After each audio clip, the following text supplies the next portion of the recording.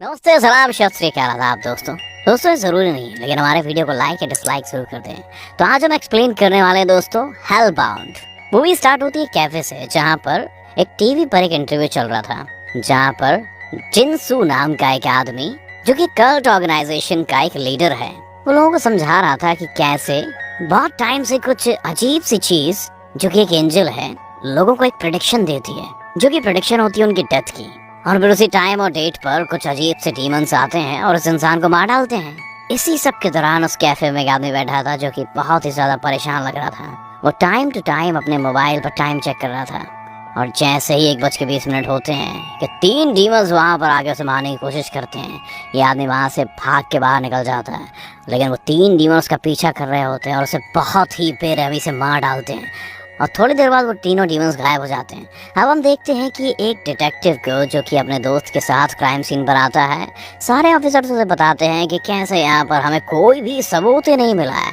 और साथ ही वहाँ पर एक सेमिनार भी चल रहा है जहाँ पर जिनसू लोगों को बता रहा है कि ये सारा गॉड एक्ट है। वो लोग जिन्होंने अपनी लाइफ में बहुत कुछ बुरा किया है, जैसे किसी का खून किया हो, किसी का कोई रेप किया हो या नुकसान पहुंचाया हो, ऐसी हरकतों की वजह से वो पनिश हो रहे हैं। डिटेक्टिव जिनसू के पास आता है, उससे इन्फॉर्मेशन लेता है, जिसके बाद वो बताता है कि कैसे ये सारा गॉड एक्ट है और पुलिस को इसमें इंटरफेयर नहीं करना चाहिए।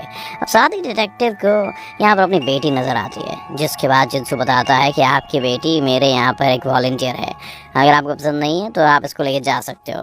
साथ ही वो अपने बचपन की स्टोरी बताता है कि कैसे मैं एक ऑर्फन यानी कि अनाथ था और कितने सालों से मैं ऑर्फनेज में रह रहा था। उसने अपनी पूरी जिंदगी सिर्फ मौत की ख्वाहिश में गुजारी थी, जिसके बाद वो सिर्फ ये चाहता था कि लोगों को ना पता चले कि उसने अपनी जान भी दी है। और इस मकसद के लिए वो तिब्बत भी गया था और वहाँ पर भी उसने ये 3 क्रिएचर्स उस आदमी को मारते हुए देखे थे, जिसके बाद वो समझ गया था कि ये सारा गॉड एक्ट है और ईश्वर की मर्जी के बगैर कुछ भी नहीं हो सकता। इसके बाद उसने अपनी पूरी जिंदगी सिर्फ इसी मकसद में लगा थी कि ये लोगों को बता सके कि उन्हें अच्छे काम करने चाहिए और बुरे कामों से बचना चाहिए, नहीं तो ऐसा हाल हो जाएगा। जिनसू डिटेक्टिव को बताता है कि आपकी बेटी ने मुझे ये पहले ही बता दिया है कि आपके साथ क्या हुआ, कैसे एक ड्रग एडिक्ट ने आपकी पत्नी को मार डाला था। क्या ये सही बात नहीं कि 6 साल के बाद भी वो आज़ाद हो गया, और कैसे आप और आपकी बेटी अभी तक जिंदगी में बहुत ही उदास है। डिटेक्टिव भी दिल ही दिल में उसकी बात से बहुत ज़्यादा सहमत था। इसके बाद हम देखते हैं एक औरत है जिसका नाम पार्क है। वो अपने घर जाती है तो रात को उसके बच्चे उसके बर्थडे पर उसे सरप्राइज देने लगते हैं। वो केक लेकर आते हैं और साथ ही एक वीडियो भी बना रही होती है। यहाँ पर अचानक से एक प्रेडिक्शन होती है, जहाँ पर एक एंजल आकर पार्क को बताती है कि कैसे 5 दिन बाद ठीक 3 बजे उसकी मौत हो जाएगी। इसके बाद हम लोग ऑनलाइन एक आदमी को देखते हैं जो कि एरोहेड ऑर्गेनाइजेशन का मेंबर है। वो भी द न्यू टूथ कल्ट के साथ ही काम करती थी। ये सारे लोग इस ऑर्गेनाइजेशन के बस गुंडे और बदमाश थे, जो कि क्रिमिनल रिकॉर्ड्स ऑनलाइन सबके सामने लेकर आते थे। ये ऑनलाइन उस आदमी के बारे में बता रहा था कि कैसे वो सब लोगों को समझा रहा है कि ये सब कुछ जो हो रहा है इसमें गॉड का कोई लेना देना नहीं है, और ये बात एरोहेड के बिल्कुल अगेंस्ट थी। इसीलिए ये लोग उस आदमी को पकड़कर बहुत ही ज्यादा मारते हैं। लॉयर मिन के साथ जाता है डिटेक्टिव के पास। मिन डिटेक्टिव को बताती है कि कैसे एरोहेड के लोग अपनी डिमांड को पूरा करने के लिए किसी भी हद तक पहुंच जाएंगे। इसके बाद में इनको कॉल आती है पार्क की, जो बताती है कि कैसे प्रेडिक्शन के टाइम उसके बेटे ने एक वीडियो बना ली थी। इस वीडियो को जिनसू ने भी देखा था और इसके बाद जिनसू ने उसे कोलैबोरेट करने के लिए कहा था कि जब 5 दिन के बाद जब तुम्हारे पास डीमंस आएंगे तो हम उन सारे इंसिडेंट्स को लाइव स्ट्रीम करना चाहते हैं। अगर उसने ये सारा इंसिडेंट लाइव स्ट्रीम करने दिया तो जिनसू उसे 3 मिलियन पाउंड देगा, और उसके बाद भी अगर डीमन उसे मारे या ना मारे उसके पास पैसे तो रहेंगे ही। इसीलिए वो मिन के पास आई थी कि अगर वो मर जाती है तो वो 3 बिलियन उसके बच्चों तक पहुंच सके। दोस्तों, अगर आपको अभी तक मेरी आवाज़ में ये वीडियो पसंद आया और आप इसे आगे देखना चाहते हैं तो हमारे चैनल को प्लीज़ सब्सक्राइब कर दीजिए, और ऐसे ही वीडियोस हम आपके लिए लेकर आते रहेंगे। चलिए कंटिन्यू करते हैं। इनको पहले तो ये सारी चीज़ बिल्कुल ही फेक लग रही थी, जिसके बाद वो एग्री कर देती है कि मैं तुम्हारी मदद करूंगी, पर इसके बाद ये लोग जिनसू से मिलने के लिए चाहते हैं। मिन जिनसू से कहती है कि ये चीज़ डील होनी चाहिए कि इनकी आइडेंटिटी किसी के सामने ना जाए, और जिनसू इस बात से एग्री कर लेता है। जिसके बाद वो पार्क से कहता है कि मुझे बताओ कि तुमने लाइफ में ऐसा क्या किया है जिसकी वजह से डीमंस तुम्हारे पीछे आ रहे हैं। पर यहाँ पे मिन कहती है कि तुम्हें उस चीज़ का जवाब देने की कोई ज़रूरत नहीं है। इस सब में मिन डिटेक्टिव को भी इन्वॉल्व कर लेती है। डिटेक्टिव मिन से पूछता है कि तुम इसके बच्चों के साथ क्या करोगी। मिन बताती है कि मैं इन्हें इनकी कज़न के पास भेज दूंगी, और क्या है। डिटेक्टिव का जो दोस्त था वो एरोहेड को फॉलो करता था, और इसीलिए उसने पार्क और उसके बच्चों की इन्फॉर्मेशन ऑनलाइन लीक कर दी थी, जिसके बाद पार्क कॉल करती है मिन को और बताती है कि कैसे सारे लोगों को उनकी इन्फॉर्मेशन पहले ही मिल चुकी है, जिसके बाद वो इन बच्चों को कनाडा भेज देती है। अब डिटेक्टिव को अपनी बेटी की कॉल आती है जो उसे बताती है कि मैं अपने दोस्त के घर पर रुक रही हूँ आज रात, बल्कि इनफैक्ट वो रियलिटी में जिनसू के साथ थी। वो जिनसू से शेयर करती है कि उसकी फॉल्ट है, कि जिनसू को बताती है उसकी माँ की मौत की वजह वो खुद ही है। वो बताती है कि कैसे उस दिन अपने पिता के पास जाना था कुछ डिलीवर करने के लिए, पर वो बहुत ही लेट हो गए, जिसकी वजह से उसकी मॉम को जाना पड़ा। और ऐसे ही रास्ते में एक ड्रग एडिक्ट ने उसकी मम्मी को मार डाला और ये सारा ब्लेम खुद को ले लेती थी। ये सब सुनने के बाद जिनसू डिटेक्टिव की बेटी को अपने साथ लेकर जाता है और वहाँ पर वही ड्रग एडिक्ट था जिसने उसकी मॉम को मारा था। अब डिटेक्टिव की बेटी को बहुत ही गुस्सा आता है और वो जाकर उस ड्रग एडिक्ट को बेहोश कर देती है, जिसके बाद जिनसू उसके साथ मिलकर उसे जला देते हैं। अब इसके बाद डिटेक्टिव की बेटी को बहुत ही ज़्यादा सुकून मिलता है। जिनसू को उस पर एहसान हो गया था, वो अपनी माँ की मौत का बदला ले चुकी थी। अगले दिन उसकी डेड बॉडी मिल जाती है जो कि पूरी तरीके से जली हुई थी। और ये सारी चीज़ें जब न्यूज़ पर आती है तो डिटेक्टिव को पता चल जाता है कि ये वही आदमी था जिसने उसकी बीवी को मारा था। अब वो दिन आ चुका है जब पार्क को मारने के लिए डीमंस को आना था। इस सब चीज़ों को देखने के लिए बहुत सारे वीआईपी लोग भी आते हैं जिन्होंने मास्क पहने हुए थे। और जैसे ही वक्त पास आने लगता है, पार्क बहुत परेशान हो जाती है और सबकी नज़रें घड़ी पर थी कि जैसे टाइम पूरा होगा क्या डीमंस आएंगे या नहीं। जैसे टाइम पूरा होता है तो तुरंत 3 डीमंस आ जाते हैं और पार्क को मारने लग जाते हैं। डिटेक्टिव बहुत कोशिश करता है कि पार्क को बचाए, लेकिन यहाँ पर वो कुछ भी नहीं कर पाता। डीमंस उसे जोर से गिरा देते हैं और वो बेहोश हो जाता है।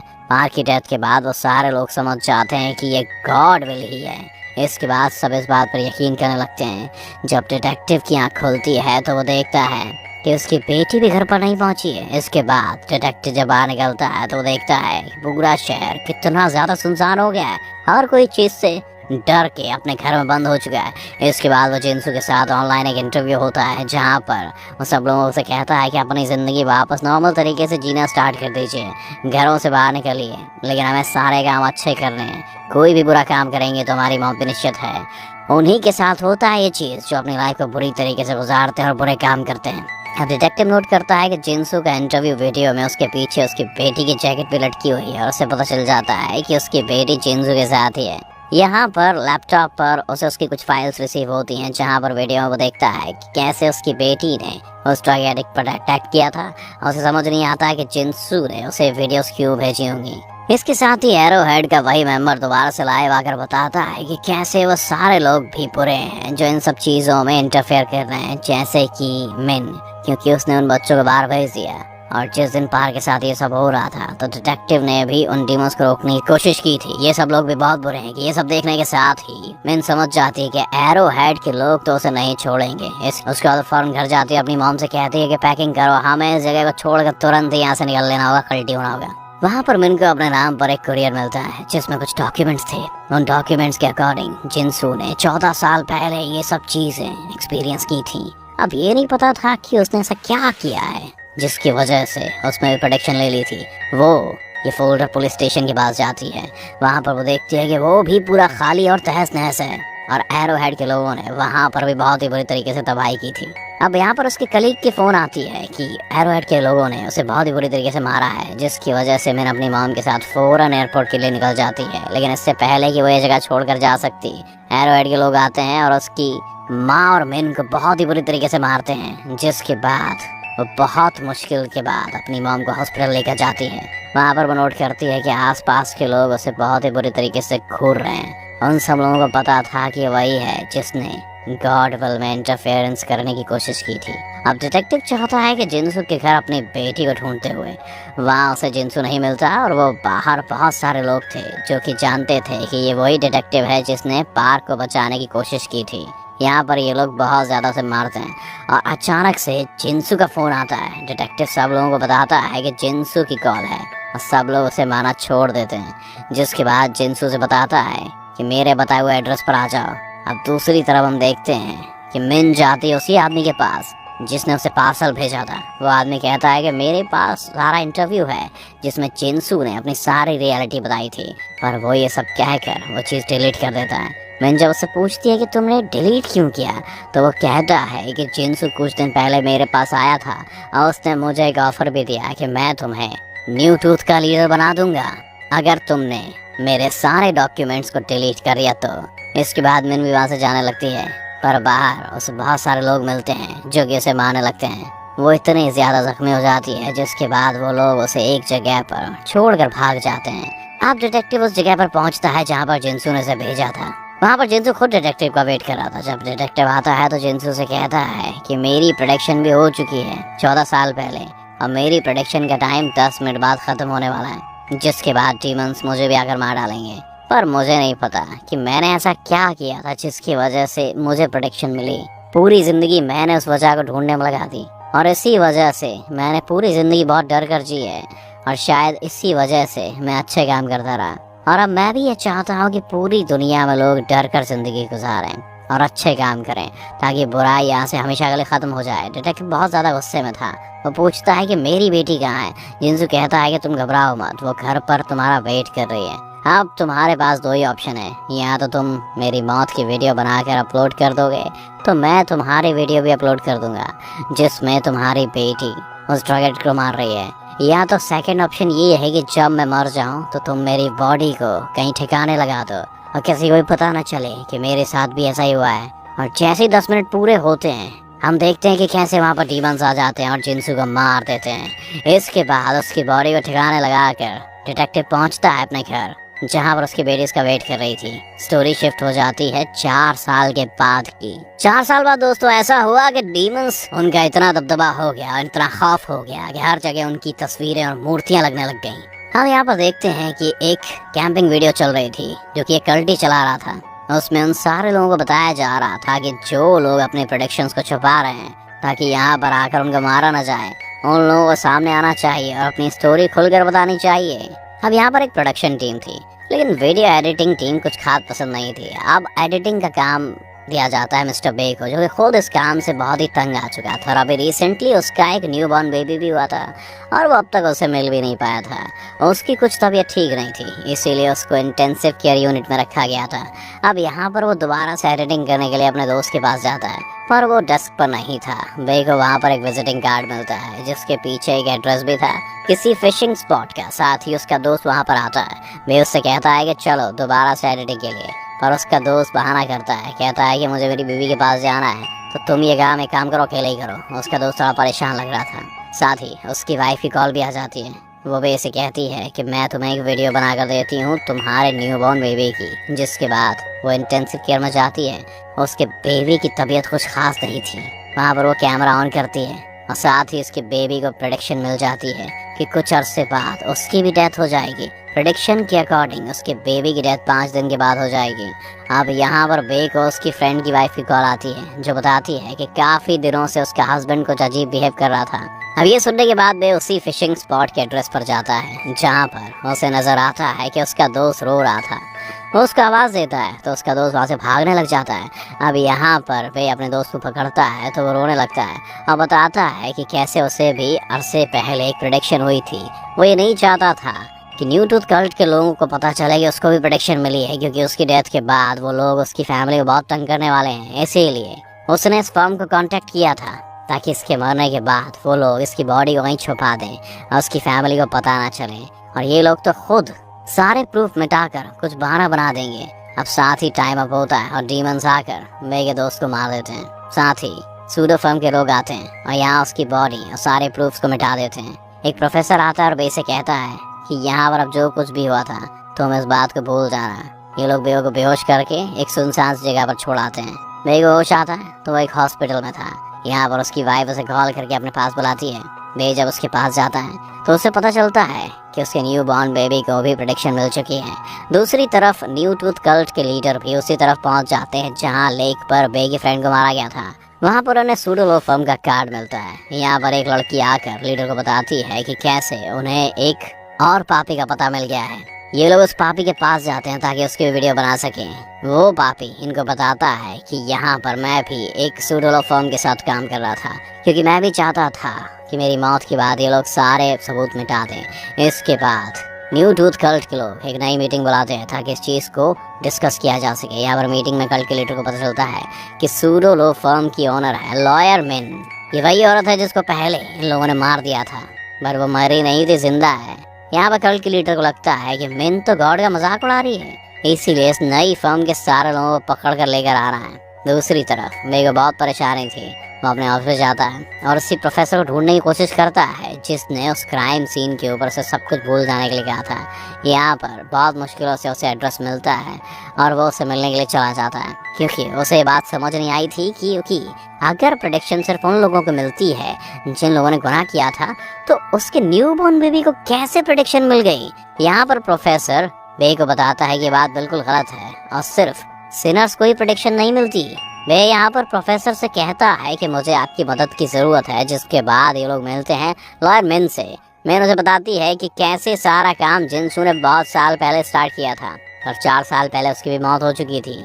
सब लोगों को लगता है कि सिर्फ सिविल्स के साथ ये होता है और इस बात को प्रूफ करने के लिए कि ये सब कुछ गलत है उन्हें बहुत ही अच्छे प्रूफ की ज़रूरत है। मिन यहाँ पर वैसे कहती है कि अगर वो अलाउ करे तो ये लोग उसके बेबी की लाइव ब्रॉडकास्ट कर सकते हैं ताकि सारे लोगों का डाउट क्लियर हो, क्योंकि ये सिर्फ सिनर्स के साथ ही नहीं हो रहा है। अब ये बात सुनकर तो बे बहुत ज़्यादा गुस्से में आता है और इन सब लोगों पर चिल्लाने लगता है। मिन यहाँ पर बे को थोड़ी सी तसल्ली देती है और बताती है कि कैसे तुम्हारी मर्जी के बगैर कुछ भी किया ही नहीं जाएगा। साथ ही ये भी बताती है कि कैसे 4 साल पहले वहाँ की लाइव ब्रॉडकास्ट को रोक नहीं पाई और हर एक को यकीन हो गया कि ये सारा काम गॉड का ही है और अब इसलिए मिन खुद को ही ब्लेम करती है। और प्रोफेसर साहब बताते हैं कि उनकी भी एक बेटी थी। वो दोनों बीच पर जा रहे थे जहाँ पर रास्ते में उसकी बेटी को प्रेडिक्शन हुई कि वो 30 सेकंड्स के बाद मर जाएगी। उसे अपनी बेटी का चेहरा भी याद है कि वो उसे शायद कुछ बताना चाह रही थी और लेकिन उससे पहले भी उसकी डेथ हो गई। दूसरी तरफ सुडुआ फर्म के एक आदमी को न्यू टूथ कल्ट के लोग उठाकर ले जाते हैं, जिसके बाद उसे बहुत ज़्यादा मारा जाता है। एंड में आकर वह प्रोफेसर का नाम और एड्रेस बता देता है, जिसके बाद एरोहेड के लोग प्रोफेसर के घर पहुँचकर और उसे एक अलग जगह पर लेके जाते हैं। यहाँ पर उसकी लोकेशन खोली जाती है ताकि पता चल सके कि वो कहाँ गया था। इसके बाद यहाँ का लीडर एरोहेड कहता है कि इसको मार डालो। इसके बाद प्रोफेसर को मार डाला जाता है। एरोहेड का अगला टारगेट मिन था। वो उसे पकड़ने जाते हैं लेकिन वो पहले ही वहाँ से चली गई थी और वो सारा कुछ वहाँ से इरेज करके निकली थी। इसके बाद वे अपनी बीवी को बताता है कि कैसे वो कुछ लोगों से मिला था और अब वो अपने बेबी की लाइव ब्रॉडकास्ट करेंगे ताकि लोगों को पता चल सके कि सिर्फ सिनर्स के साथ ही नहीं होता। यहाँ पर उसकी वाइफ बहुत ज़्यादा रोती है। वे अपनी वाइफ को समझाता है कि अगर ऐसा नहीं किया ना हमने तो वो इसको एक एक्सीडेंट के तौर पर दिखा देंगे। अब नेक्स्ट डे पे देखता है कि टीवी पे दिखा रहे हैं कि न्यू टूथ कल्ट के लोगों ने प्रोफेसर को मार दिया है। साथ ही टीवी पर इस फर्म के बारे में बता दिया जाता है। अब ऐसे ही बे कॉल करता है मिन को और बताता है कि कैसे प्रोफेसर को मार दिया जाता है। मिन बे से कहती है कि वो अपनी वाइफ के साथ ही रहे। जब वो अपनी वाइफ को कॉल करता है तो उसकी वाइफ अपने बेबी को लेकर न्यू टूथ कल्ट के लोगों के पास चली जाती है, क्योंकि वो जानना चाहती थी कि उसकी बेबी के साथ ऐसा क्यों हो रहा है। बे की वाइफ जब वहाँ के लीडर के पास जाती है और उसे वो वीडियो दिखाती है जहाँ पर उसकी बेबी की प्रेडिक्शन हुई थी, तो बहुत ही ज़्यादा ब्लैंक हो जाता है और कहता है कि उन्हें हर केस के बारे में नहीं पता चलता। जिसके बाद वो वीडियो देखकर बाकी सारी टीम के पास जाता है। वहाँ पर डिस्कशन होती है कि अगर ये वीडियो वायरल हो गई तो लोगों को उन पर यकीन ही नहीं रहेगा कि कैसे एक बेबी के साथ भी ये सब हो रहा है। जिसके बाद वो बेबी को वे की वाइफ से अलग करने की कोशिश करते हैं। न्यू टूथ कल्ट की बिल्डिंग में बहुत सारे रिपोर्टर्स भी पहुंच जाते हैं, क्योंकि समझ नहीं आ रहा था कि हो क्या रहा है। यहाँ पर अचानक से एक आदमी आता है और कहता है कि 10 मिनट के अंदर उसकी प्रेडिक्शन पूरी होने वाली है। यहाँ पर बहुत ही ज़्यादा अफरा तफरी मच जाती है, जिसका फ़ायदा उठा के बे और मिन अंदर जाते हैं। बे की वाइफ और बेबी को वहाँ से छुड़ाने की कोशिश करते हैं। इसके बाद मिन उन्हें एक घर लेकर आती है जहाँ पर एक आदमी होता है जिसको 3 साल पहले प्रेडिक्शन मिल चुकी थी। यहाँ पर मिन बे से मिलती है और कहती है कि अब उनको कोई ना कोई डिसीजन लेना होगा। अगर ये लोग वीडियो सब लोगों को दिखा देते हैं तो लोगों को कई हद तक इन पर यकीन आ जाएगा, और इस काम के लिए उन्हें वीडियो को बहुत ज़्यादा वायरल करना होगा ताकि ज़्यादा से ज़्यादा लोगों तक ये पहुँच सके। वो आदमी जिनके घर में ये लोग गए थे इन्हें बताता है कि कैसे वो पहले बहुत ही ज़्यादा ऑनलाइन काम किया करता था, और अगर उसने अपने चैनल पर वीडियो अपलोड की तो बहुत से लोगों तक ये पहुँच जाएगी। मिन बे को बताती है कि डेमोन्स्ट्रेशन के लिए इनके पास कोई अच्छी जगह नहीं है, इसीलिए इनको यहीं पर कहीं पास में ही पास करनी पड़ेगी। यहाँ पर उन्हें एक बहुत ही बुरी चीज़ पता चलती है कि जिस इंसान के घर ये लोग आकर रह रहे थे ये वही था जो पहले एरोहेड के लिए यहाँ पर लाइव वीडियोस किया करता था। इसके बाद हम देखते हैं कि कैसे आदमी घर से बाहर जाता है और कल्ट वालों को फ़ोन करके बता देता है कि कैसे वो छोटा बेबी इनके घर ही है। अब वहाँ पर लीडर इसको बहुत ही मजे से माइंड गेम के साथ कंफ्यूज करता है और बताता है कि कैसे गॉड ने ये सब कुछ प्लान इसीलिए किया था क्योंकि इस आदमी की भी डेमोन्स्ट्रेशन बेबी के 5 मिनट के बाद की थी। इसीलिए वो उससे कहता है कि जैसे ही बेबी की डेथ हो जाए हर चीज को मिटा देना ताकि लोगों तक ये बात ना पहुंच पाए कि एक बेबी को भी इस तरह से प्रेडिक्शन आई है, वरना कोई भी न्यू टूथ के लोगों पर विश्वास ही नहीं करेगा। इस बात को सुनते के साथ ही वो आदमी कहता है कि ठीक है मैं ऐसा ही करूँगा, जिसके बाद वो बिल्कुल ही पागल वाली हालत में पहुंच जाता है अपने घर और वहाँ पर वो बे से मिलता है और उसे बताता है कि मैं तुम्हें और तुम्हारी वाइफ को मार दूंगा। वो बे पर हमला करता है और उसको बेहोश कर देता है, जिसके बाद वो ऊपर जाता है ताकि बे की वाइफ और बेबी को भी मार सके। यहाँ पर अचानक से मेन उस आदमी पर हमला करती है और बेबी को बचा लेती है। अब टाइम ऊपर हो चुका था और यहाँ पर आ जाते हैं वो डीमंस बेबी को मारने के लिए। मेन उन डीमंस से बहुत लड़ने की कोशिश करती है। अब बेबी को भी होश आ जाता है और वो अपने बेबी को बचाने के लिए खुद को और अपने वाइफ को बीच में बहुत सहमत करके अपने बेबी को बचा लेते हैं। इसके बाद डीमंस जैसे उन पर हमला करते हैं बे और उसकी वाइफ चल जाते हैं, बेबी बच जाता है। इसके बाद मेन बेबी को उठाती है और वहाँ से भागने लगती है। वही आदमी इनके पास दोबारा आता है मारने के लिए और डीमंस सब उस पर अटैक करते हैं और उसको मार देते हैं। सब लोग जमा हो चुके थे और देखते थे कि कैसे बेबी बच चुका है। इतने में यहाँ पर न्यू टूथ कल्ट के लोग भी पहुंच जाते हैं। वहाँ का लीडर जब यहाँ पर आकर सब कुछ देखता है तो लोग यहाँ पर बहुत ही ज्यादा गुस्से में थे। यहाँ पर वो लीडर एक आदमी को मारता है, जिसके बाद पुलिस उस लीडर को ले जाती है। इसके बाद हम देखते हैं कि मिन बेबी के साथ एक टैक्सी में बैठी है। टैक्सी ड्राइवर यहाँ पर मिन से कहता है कि इंसानों की दुनिया बहुत अजीब है, इन्हें अपने मसले खुद सुलझाने चाहिए। हो सकता है कि ये टैक्सी ड्राइवर वही डिटेक्टिव हो, क्योंकि यहाँ पर उसका चेहरा ठीक से दिखाया नहीं है। अब यहाँ पर हम देखते हैं कि कैसे पार्क की बॉडी फिर से जिंदा हो गई है। हो सकता है कि बेबी के बचने के बाद वो सारे लोग जो इस वजह से मरे थे दोबारा जिंदा हो जाएं। अब ये सारी बात तो हमें नेक्स्ट सीजन में पता चलेगी, क्योंकि ये सीजन यहीं पे खत्म हो जाता है। दोस्तों कोरियन मूवी बिल्कुल दिमाग हिला देने वाली स्टोरीज बनाती है। आपको ये स्टोरी कैसी लगी हमें कमेंट में अपनी राय जरूर बताएं। अगर इसका सेकंड सीजन भी जब आएगा तो हम आपको उसकी भी एक्सप्लेनेशन करके देंगे। अगर आप उसे देखना चाहते हैं तो पार्ट 2 लिखकर कमेंट कीजिए। Thanks for watching. मेरा नाम गगन है।